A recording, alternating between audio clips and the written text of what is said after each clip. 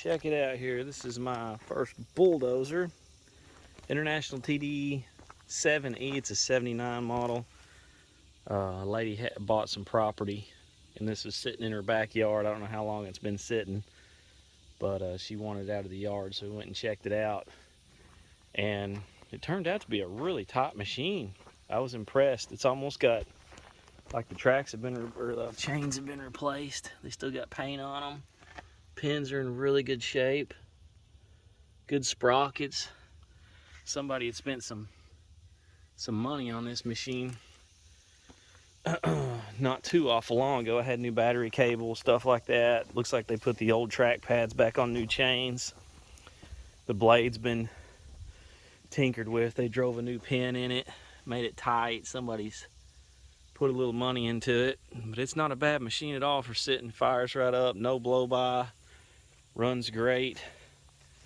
I was really wanting a, she said it was a TD8. I was wanting the at least a 18,000 pound machine, but after I looked this one over, I couldn't say no.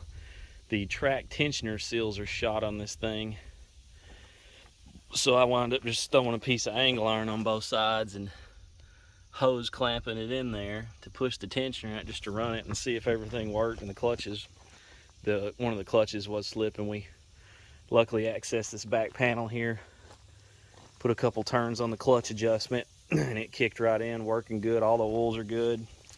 But if anybody knows on these chains, the manual says they're all supposed to be flat, and the one with the dimple is a master link, but every one of these have a dimple in them. So can you just knock any pin out to take the track off, or is there a master one that I'm not seeing?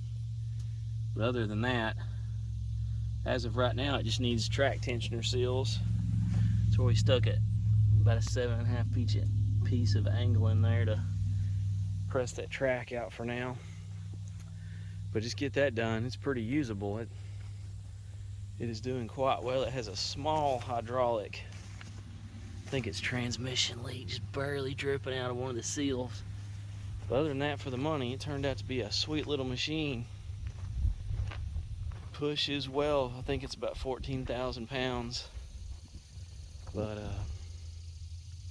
yeah, an old International. I like the old iron, man. That's pretty cool.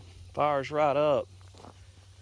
I like these have disc brakes in them, where you can just pop the back off and access them to change them. That's pretty nifty compared to the Deers, where you got to pull the final drives to do the bands.